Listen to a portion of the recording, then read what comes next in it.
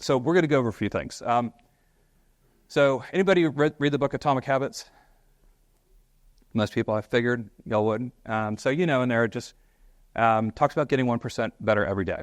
And the impact of that is if you work to get 1% better every day, you'd be 37 times better. Right now, the alternative is if you get a little lazy-minded, and you're not really working to get better, and you had a process, but you started falling off the process because, you just weren't focused on being disciplined in that process, and you get 1% worse every day, you end up at almost 0%, right? You lost everything, right? Now, that doesn't happen typically, but I've seen people regress, get better, and then get worse. What happens? A number of things. They get distracted, right? I'm doing great here. I'm going to go invest in this other stuff and this other thing over here, and I want to start this other thing, right? And they lose they try to go after too many things, right? I've seen people, personal things happen, right? And it gets in your brain, right? You have a failure. A customer got mad at you. Maybe there's a lawsuit. Who knows? But it causes people to kind of get messed up in the head, and they start to get worse. So you got to be real guarded with that. And it talks in this book, this is something I like. I'm a systems guy, and I think hopefully y'all are too. I mean, I know Jeff and Nick are. Build a system, test the system, right? You might adapt the system, right? Change a little bit, but it's now your adapted system. Follow that system. Right? I see too many people getting away from their systems and their processes, and then they start to not do well, and they wonder why. But they sometimes need an outside person to help them understand, like, yeah, you used to do this, and now you're doing this, right? And so in the book it says you don't rise to the level of your goals, you fall to the level of your systems. And I like to add, or your adherence to those systems. I don't know that it's the people in this room, but I know that that Jeff listens to calls, and there's people that are underperforming, so it's probably not y'all. And they're thinking about getting out of the business, and he gets frustrated. He says they're not following process at all, right? They just can get completely off the process that works for the people that use it day in and day out and are disciplined about it, right? And it's frustrating because I know Jeff and Nick and I want everybody that's involved with digital BGA to be successful. We want to do everything we can to support you in that. But you got to follow the systems. It's tough because we can't demand that you follow the systems, right? You're buying your own leads. You're an independent agent, right? And so how do we convey to everybody, follow the system, right? If you're not doing well, just trust and follow the system. Have y'all, in the book, it mentions this British cycling team. Are y'all familiar with this story? Anybody? You familiar with it? I'm going to play the video. It's actually pretty impressive. The fate of British cycling changed one day in 2003. Dave Brailsford became the performance director. When hired, Great Britain had suffered nearly 100 years of mediocrity.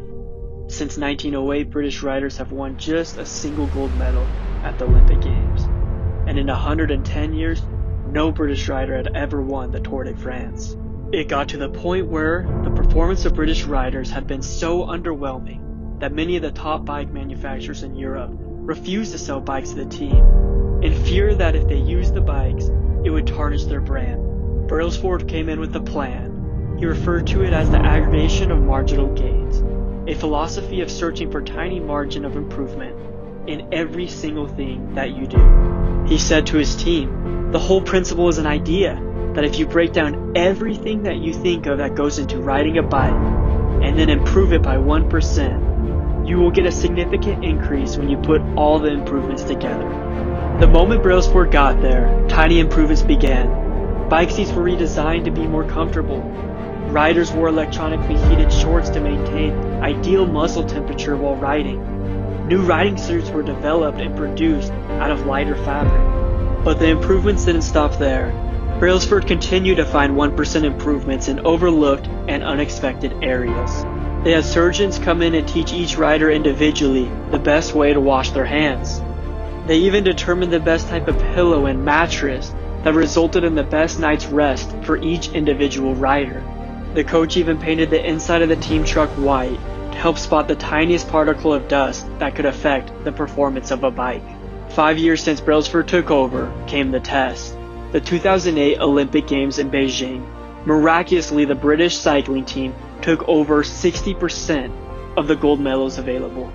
4 years later, the Olympic Games came to London. What a moment for The team set 9 Olympic records and 7 world records in the Olympic Games.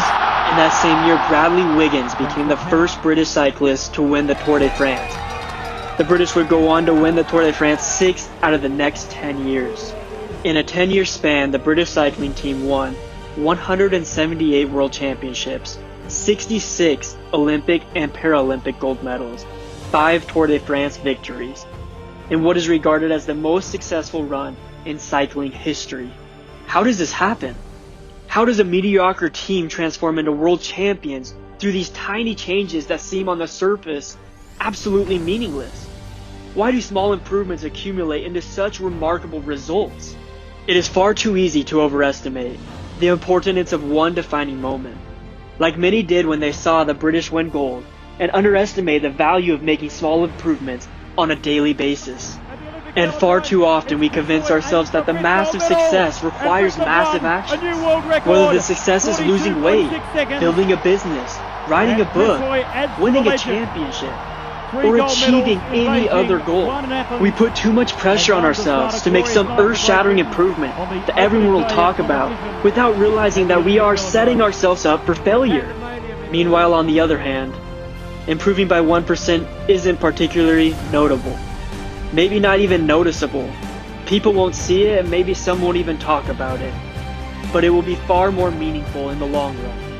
Imagine yourself on this timeline, and each and every day you get better for 1 year by just 1%. You'll end up 37 times better by the time you are done. Conversely speaking, if you get 1% worse each day for 1 whole year, you'll decline nearly down to 0. These small daily actions, what start out as small wins or even minor setbacks, accumulate over time into something much more. In the beginning, there is basically no difference between making a choice that is 1% better or 1% worse. But as time goes on, the truth comes to tell. These small improvements or declines compound, and you suddenly find an extremely large gap between the two. Jim Rohn, a successful business philosopher, once said, "Success is a few simple disciplines, practiced every day, while failure is simply a few errors in judgment, repeated daily." Most people love to talk about success as an event. We talk about losing 50 pounds or building a business or winning a gold medal as if they are events. The truth is, though, that the most significant things in life are not standalone events, but rather the sum of all the moments when we choose to do things that are 1% better or 1% worse. If you have a goal, if you have a vision, sit down and ask yourself, where are the 1% improvements in my life?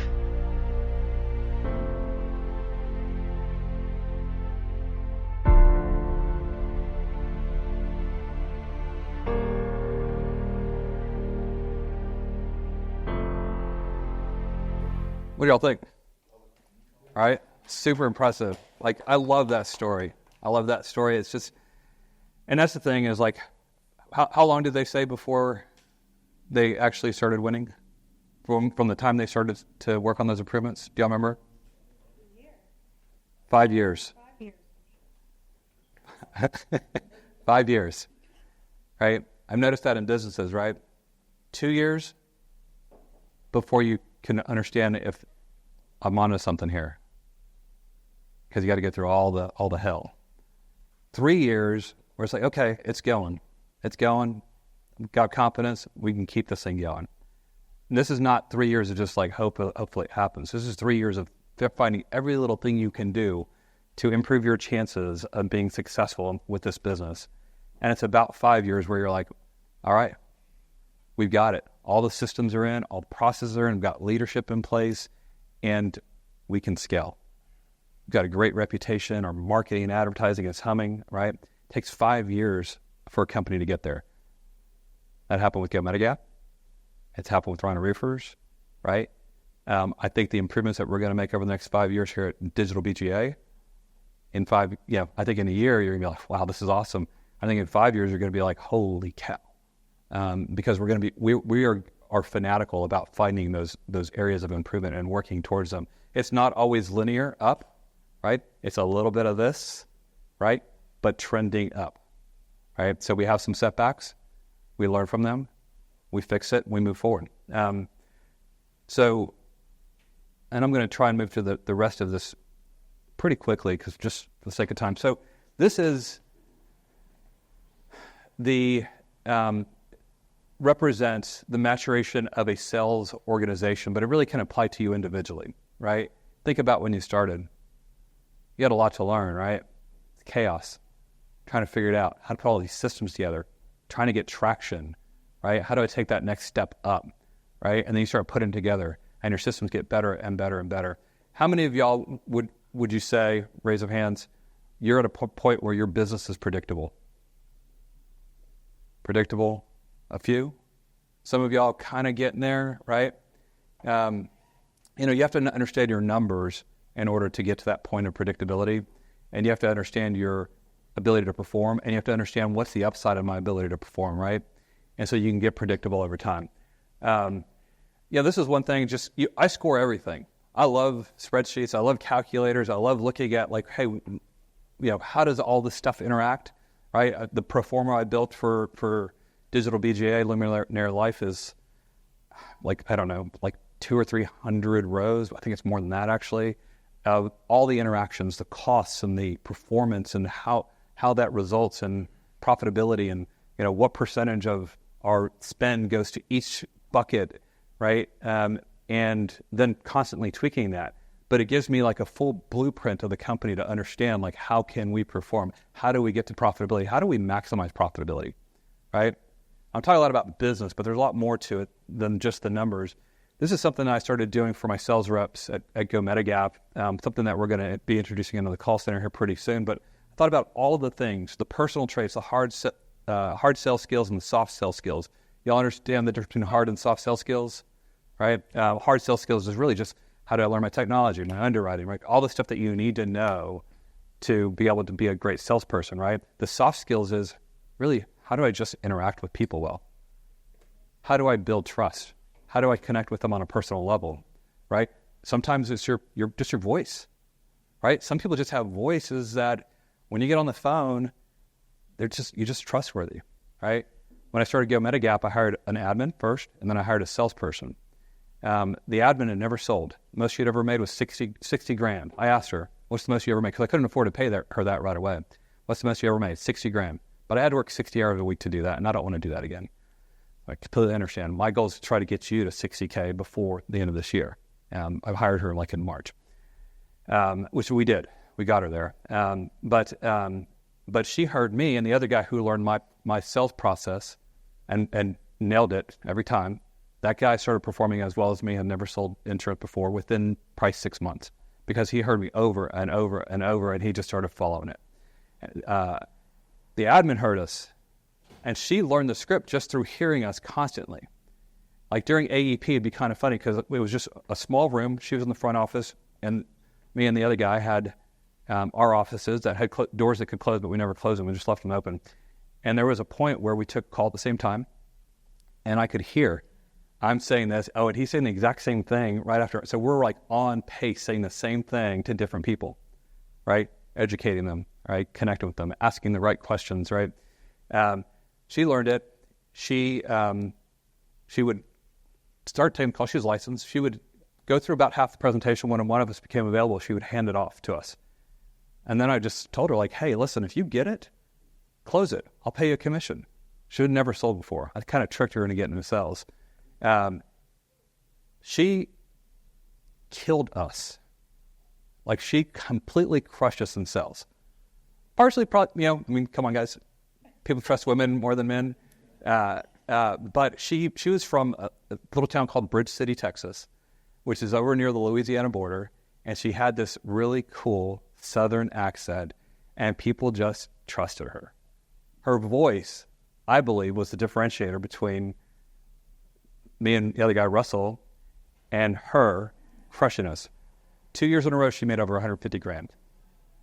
This lady that had never made, she made $60K 1 year, working 60 hours a week. So And I started looking at all these things and I realized we can grade ourselves, right? Maybe a little weird, but we can grade ourselves on every one of these things, right? So I would go through and you grade myself. And then I grade, for the agents that wanted to participate in the personal traits aspect, would grade them. And my goal was, hey, if we just average all these out, don't give any extra weight to any one of them, and you can get to a 4, you're going to be a killer sales rep, right? And so let's figure out what you're a 1 and a 2 on, 5 being the best, mastered, and let's get you to 5 over time. But if you're a 1 or 2 in anything, we're going to focus on that area, right? This is one way of measuring that helps people get better, right? And we have to be realistic with ourselves. We all have an opportunity to improve.